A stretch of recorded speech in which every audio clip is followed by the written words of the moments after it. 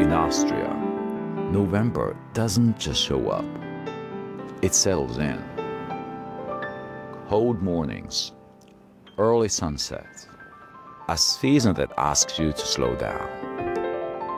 And with it comes Martinigansl, a roast goose that isn't just dinner.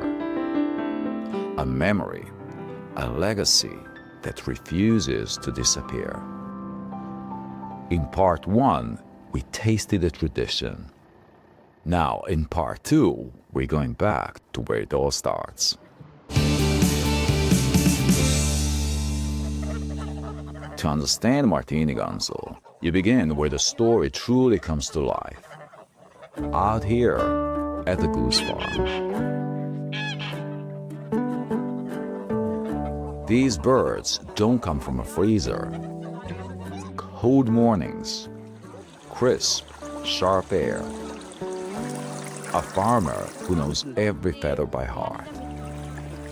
And there beside her, Georg, getting to know the bird long before it ever reaches his kitchen.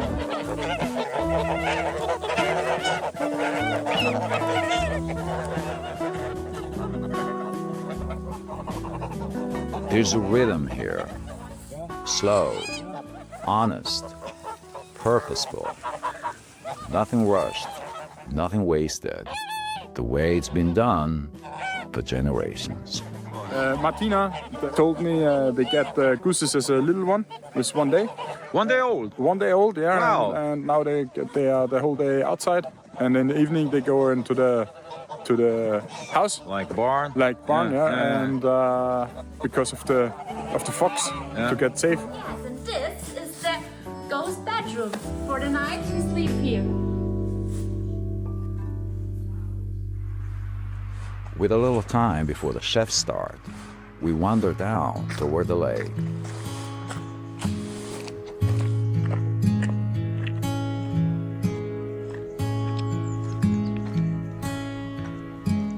The villa's private beach, entirely its own. Empty, untouched, steeped in that off-season hush only locals ever know.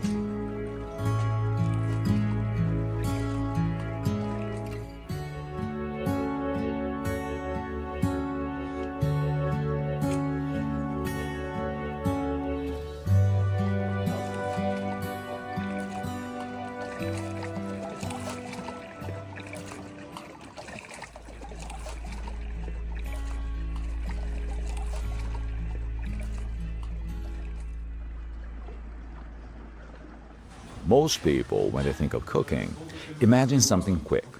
A slick pan, a splash of olive oil, a steak that pretends to be done in 3 minutes. In a world obsessed with shortcuts, Georg and Felix choose the long way around because some things refuse to be rushed. Some traditions demand time. Here, it all starts with a knife. No tea tricks, no spotlight, not an Instagram show. Just steel, meat and cabbage, again and again.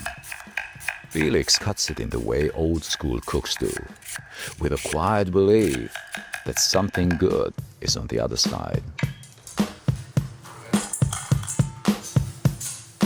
Every cut is a reminder. Good things come from patience. Das Leben ist schön. Not shortcuts.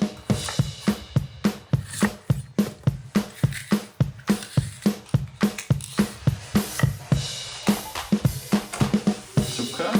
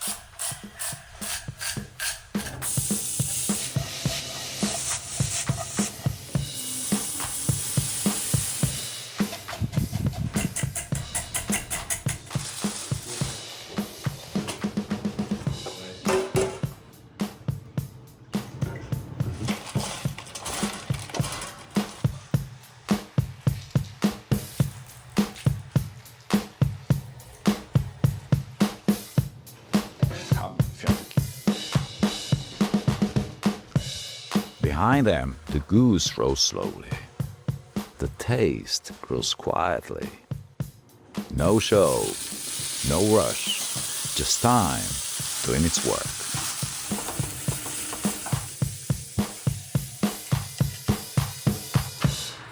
The goose comes out, golden, crisp, a quiet triumph, mocking you with how beautiful it looks. There, right there, in all its glory.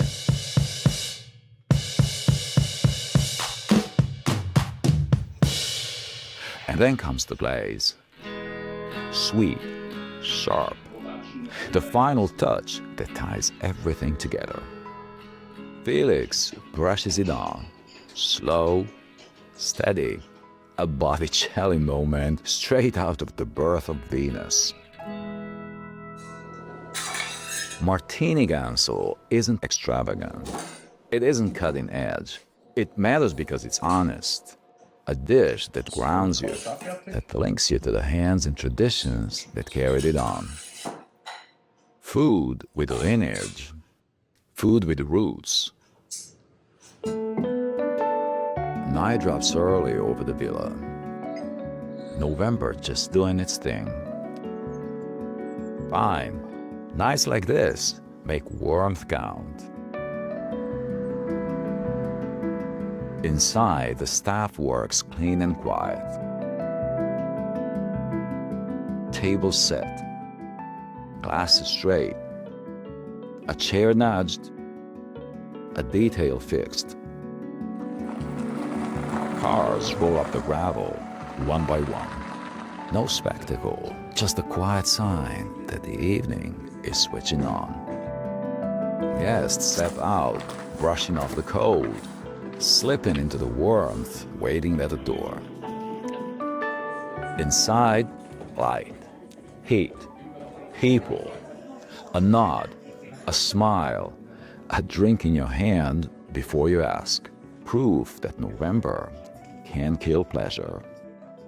In the kitchen, rhythm clicks in. Gears turn. Not for show, for flavor. Nothing exotic here. Just apples, onions, chestnuts. Simple things with roots. Proper food. Glorious the second it hits heat. Soon the dishes move out, carrying warmth, carrying scent. No apologies. And the world outside, the rush, the noise, none of it gets through the door tonight. Here the evening unfolds on its own terms.